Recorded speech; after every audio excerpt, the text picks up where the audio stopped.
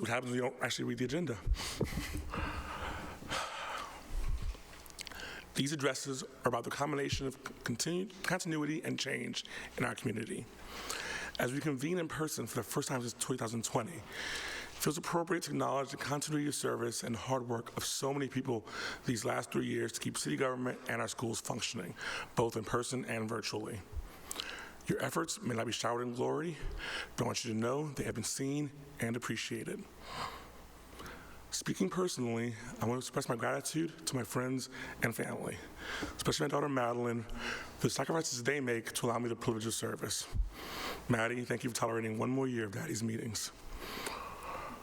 I also want to thank the Voters Award for entrusting me with responsibility for our children, and my colleagues on school committee for selecting me to be chair a fourth time.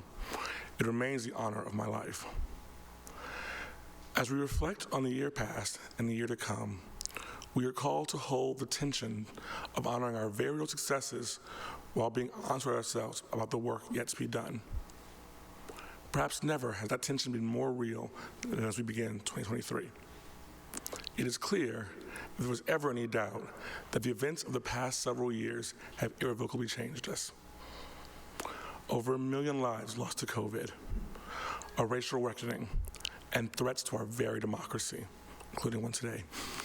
All this against the backdrop of a changing climate, uncertain economy, and more locally, a regional housing crisis.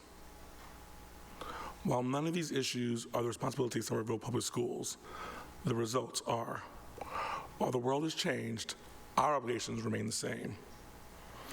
When last we were able to gather in person for these addresses, SPS had just begun the process of committing fully to an equity agenda, to creating the first public school district in the country where race and class are not meaningful predictors of educational outcomes. And we were making progress. Before COVID, we were seeing not only record high graduation rates, but doing so while narrowing racial discrepancies in graduation. Simultaneously, we were recognized nationally for our success in diversifying our advanced placement efforts. Make no mistake about it, there was still much to do.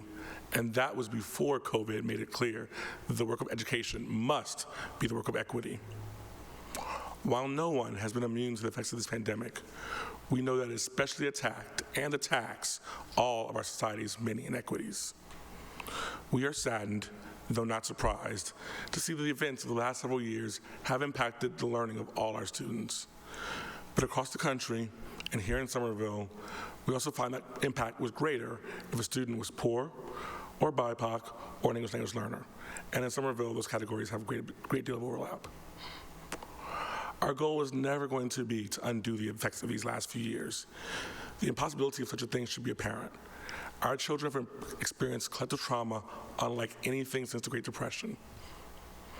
There will be no getting them to a point where that doesn't affect how they develop. Nor should we long for a status quo ante that failed so many children. Instead, our need to build a new model for urban education has become not only a moral imperative, but a practical one. Our years-long commitment to equity provides continuity and purpose, but it is obvious that change must come. After 7 years of exceptional service, Mary Skipper went back to Boston last fall. We thank her for her leadership and wish her all the best, confident that if Boston gives her the support that students there deserve, she'll make a difference there just like she did here. Interim years can be difficult for districts that lack a clear vision or strong interim leadership. Fortunately, we have both.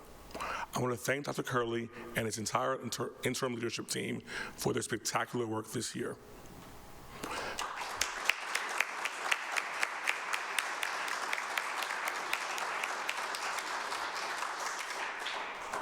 Thanks to their efforts, where many districts consider it a whim to merely swim in place between superintendents, Somerville will build on its equity mindset this agenda this year. Confident that we will hand to our next superintendent, whoever that will be, the best urban district in the Commonwealth. Central to that solid foundation are the hardest working, most talented employees in the country. Educators across the country have taken it on the chin this year, becoming a political football and a scapegoat for this country's repeated refusal to adequately invest in its children, particularly its most vulnerable ones. Across the Commonwealth, districts struggled with continuous labor struggles sponsored at heart by a system that pitted people against each other to fight for economic scraps. But here in Somerville, we chose another path. Working with our educators, we raised the floor in professional pay, almost doubling it from where it was just 5 years ago. We implemented new paid parental parent leave policies, which we hope to use as a model, not just in Somerville, but across Massachusetts. We implemented mandatory, robust anti-racism training. We made unprecedented investments to combat an unprecedented mental health crisis.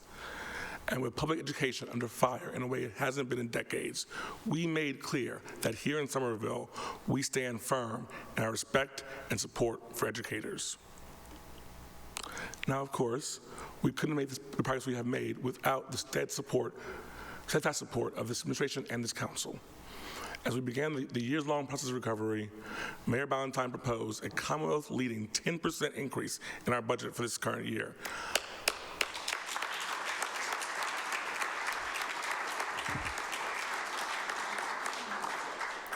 Understanding that we would not be able to solve generational challenges with status quo thinking. And this council, as it always has, supported that vision.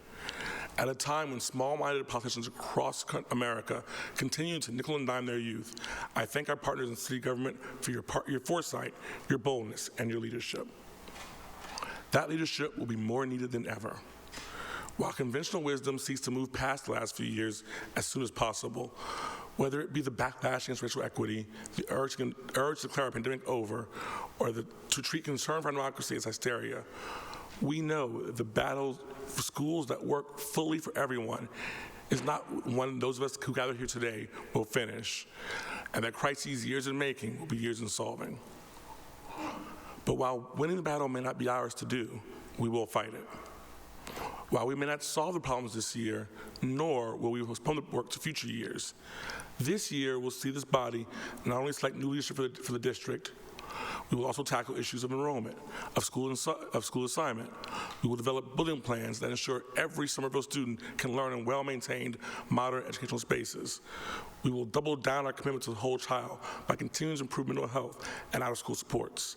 And we will continue to develop equity-minded instruction and curriculum so that every Somerville student has the opportunity to access a world-class education that equips them not just to thrive in a 21st century economy, but to do so as engaged participants in a pluralist, multicultural democracy.